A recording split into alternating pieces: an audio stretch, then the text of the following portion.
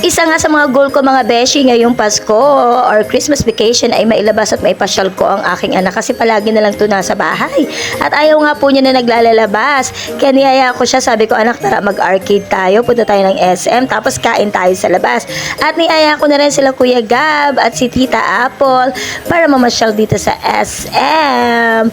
We got it all for you. Ayan. At itong dalawang to naman wala nang pinag-usapan kundi tungkol sa architecture. Kaya pag nag-uusap sila, ayan, alam ko na kung ano ang topic nila. Yung mga bagay na hindi ko naiintindihan. At syempre, dahil nandito na rin kami, picture-picture, at pagdating nga sa arcade, frustrated na yung anak ko dahil di niya makuha yung kulay blue na plush toy. At ako naman po ay nanalo ng isa kaso kulay pink at hindi nga po niya type.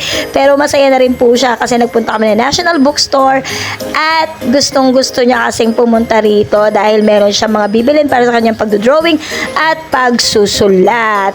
Ayan po, mas nag-enjoy pa po yung tatay at syempre kahit nasa SM kami, ang hinahanap pa rin ng tatay niya ay turon.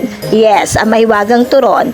Ayan po, picture-picture po muna kami kasi once a year lang namin to nagagawa together. Yun lang.